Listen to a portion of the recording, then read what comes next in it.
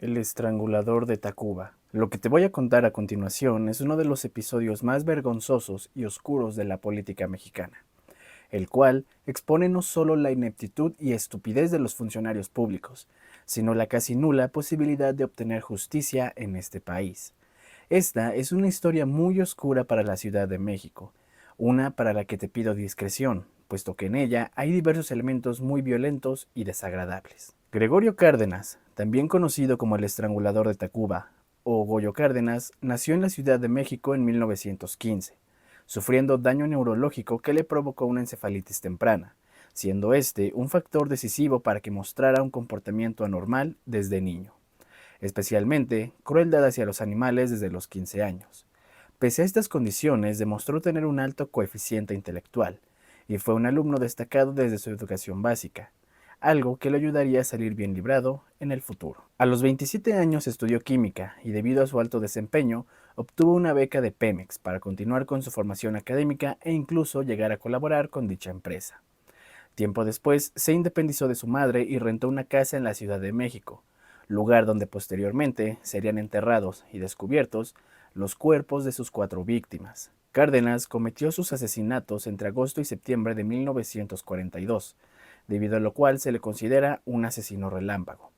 El sobrenombre de Estrangulador de Tacuba se debe a que su residencia estaba ubicada en el famoso barrio de Tacuba de la Ciudad de México. El 15 de agosto de 1942 recibió en su casa a una adolescente prostituta de 16 años, llamada María de los Ángeles González. Después de tener relaciones con ella, Cárdenas la estranguló con un cordón, la envolvió en un impermeable y enterró su cuerpo en un jardín en una fosa de 1 metro de profundidad. En los días siguientes, asesinó a 2 prostitutas menores más. La tercera prostituta asesinada, de nombre Rosa Reyes Quirós, se negó a acostarse con él, intentó resistir el ataque y finalmente perdió la vida. Después de asesinarla, practicó necrofilia con el cadáver, y se cree que pudo haber hecho lo mismo con todos los cadáveres de su jardín.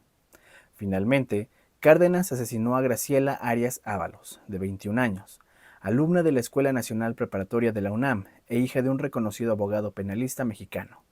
Cárdenas estaba enamorado de ella, y debido al rechazo amoroso de Graciela y a una bofetada que le propinó por intentar besarla a la fuerza, el homicida la golpeó hasta la muerte en su automóvil. Después llevó el cadáver a su casa y durmió con él.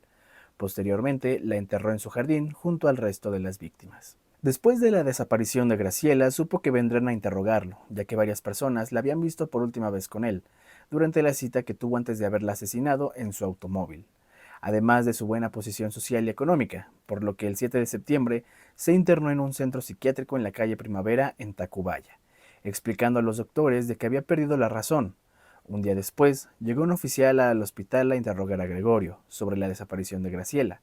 En 15 minutos de interrogatorio, Goyo admitió el asesinato y mencionó que el cuerpo estaba en el jardín de la casa.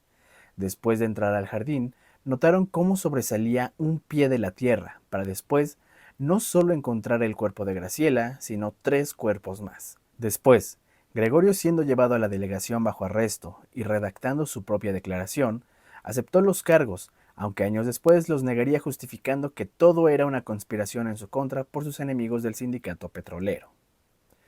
Mientras la defensa decía que Gregorio era inimputable por problemas mentales, los detectives hallaron en las escenas del crimen un diario donde encontraron las notas donde se arrepentía de haber asesinado a Graciela, las descripciones de los homicidios y cómo cometía actos de necrofilia con los cuerpos. Incluso varias fotos de Cárdenas vestido de geisha, con las que más tarde intentarían probar su enfermedad mental. Le dictaron auto de formal prisión y fue enviado al Palacio de Lecumberri, pero posteriormente fue declarado mentalmente incompetente. 2 años después escaparía del manicomio para huir a Oaxaca, para luego ser capturado mientras ejercía de maestro rural y ser encarcelado por segunda vez en el Palacio de Lecumberri. Pero como todos lo sabemos, en México la justicia no es más que una ilusión, y fue por eso que el 8 de septiembre de 1976, el presidente Luis Echeverría Álvarez, famoso por ser un asco de persona y un peor político, lo determinaría una celebridad por su presunta rehabilitación social, y le concedió el indulto presidencial, mientras que el juez, Raúl Gutiérrez Márquez, determinó que Gregorio Cárdenas no fue legalmente responsable de sus delitos y por lo tanto sería puesto en libertad. Tiempo después sería invitado a la Cámara de Diputados, donde sería presentado como un ejemplo de un criminal rehabilitado y tras poder incorporarse a la sociedad, sería homenajeado y ovacionado como un gran ejemplo para la sociedad mexicana e incluso había planes para dedicarle una estatua en su honor. Algo irónico, puesto que en la Cámara de Diputados hay psicópatas iguales o peores que Goyo. Lamentablemente, Goyo Cárdenas moriría en 1999 por causas naturales a los 84 años de edad, sin haber pagado por sus crímenes ni haber sufrido ni una fracción de lo que debería haberlo hecho. ¿Y tú, ya conocías la historia de Gregorio Cárdenas, el estrangulador de Tacuba? Si te gustó el video te encargo que le des like, lo compartas y te suscribas. Mi nombre es Ajax y volveré la siguiente semana con una nueva leyendita.